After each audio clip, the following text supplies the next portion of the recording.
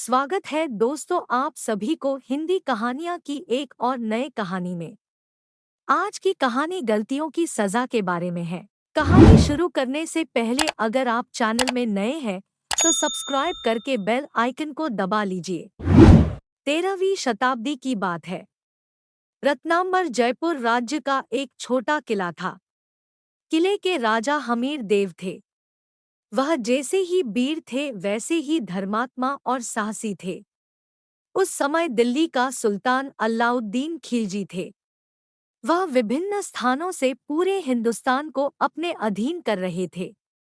रत्नांबर जैसे छोटे किला भी उनकी दृष्टि से ओझल नहीं था।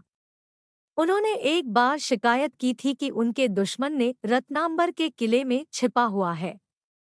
इसलिए दुश्मन को पकड़ने के लिए किले के राजा हमीर देव सुल्तान की सेना के लिए द्वार खोल देंगे और उनके काम में बाधा नहीं डालेंगे। सुल्तान अलाउद्दीन खिलजी के आदेश राजा हमीर देव को अपमान स्वरूप लगा। राजा हमीर ने सही ढंग से समझा कि सुल्तान की महत्वाकांक्षा क्या थी।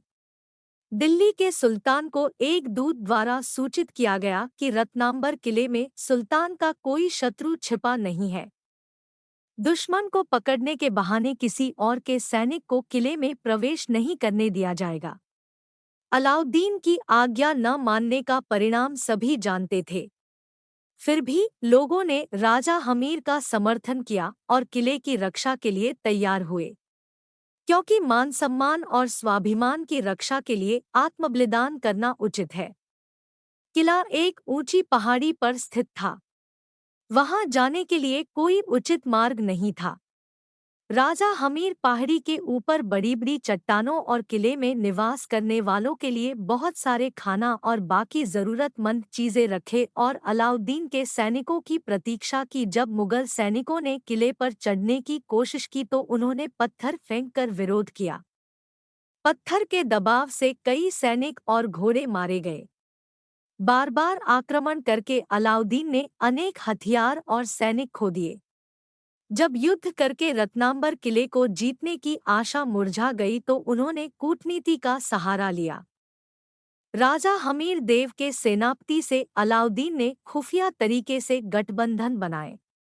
यदि सेनापति रढ़ीपाल किले के खाने पीने की समाप्ति के खबर के बारे में बताएं और खुद युद्ध न करे तो किले के पतन के बाद उसे वहां का राजा बना दिया जाएगा।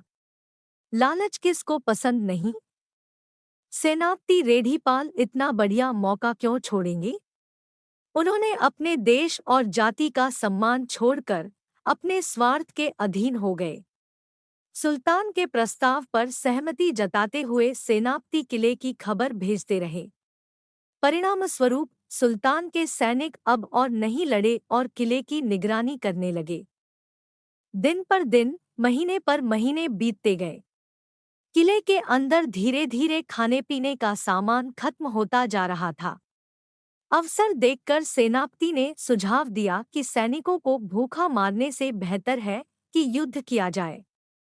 योजना के अनुसार राजा हमीर कुछ सैनिकों को लेकर किले से बाहर निकल गए। सेनापति रढ़ीपाल जानबूझकर अपने सैनिकों के साथ किले के अंदर रुके रहे। किले के अंदर आग की कुंड जलाई गई। राजपूत रानियों ने कुंड को घेरे रहे। यदि राजा हार गए तो वे सब आग में जल जाएंगे। राजा हमीर देव की रानी रंगदेवी सबसे आगे खड़ी रही। राजपूतों का सुल्तान के सैनिकों के साथ संघर्ष हुआ। हमीर देव ने वीरता से असंख्य शत्रु सैनिकों को मार गिराया। राजपूत सैनिक सौगुने उत्साह से शत्रु सैनिकों पर टूट पड़े। सुल्तान के कई सैनिक मारे गए। अन्य सैनिक अपनी जान बचाने के लिए भाग गए। राजा हमीर देव ने खुशी से शत्रु के हाथ से झंडा ले लिया और खुशी से नाचने लगे। सैनिक भी शत्रु का झंडा थामकर नाचने लगे। किले के लोगों को यह सब दिख रहा था। सिर्फ दुश्मन के झंडे लहरा रहे थे। सेनापति रेढ़ीपाल इसी मौके का इंतजार कर रहे थे। किले में घोषणा कर दी गई कि राजा शहीद हो गए हैं। हर कोई दुख में टूट गया। महारानी रंगदेवी और सभी राजपूत महिलाएं आग में कूद गए। विजय राजा हमीर देव किले में लौट आए और राजपूत महिलाओं के साथ अपनी जीवन संगिनी के आत्माहुति के बारे में सुनकर बहुत निराश हुए। इतनी बड़ी दुखद घटना देखकर वह खुद पर काबू नहीं रख पाए। खुद की छोटी सी गलती से अपूरणीय क्षति हो गई, सोच के अपना मानसिक संतुलन खो बैठे। पश्चाताप में उन्होंने इष्टदेवी के सामने आत्महत्या कर ली। गलती के कारण इतिहास विजेता पृथ्वी से हमेशा के लिए ओझल हो गए। इतिहास की धारा बदल गई। सभी प्रयास, कड़ी मेहनत, बहादुरी और बलिदान का मूल्य नहीं रहा। संघर्षपूर्ण स्वतंत्र किला एक क्षणिक भूल के कारण पराधीन हो गया। गलतियों के कारण किस्मत बदल गई। दोस्तों, आप सभी को गलतियों की सजा कहानी कैसा लगा हमें कमेंट करके जरूर बताएं। गलतियों की सजा कहानी पसंद आने पर वीडियो को लाइक करें और अपने दोस्तों के साथ शेयर जरूर करें। ऐसे ही और कहानियां सुनने के लिए हमें सब्सक्राइब जरूर करें। धन्यवाद।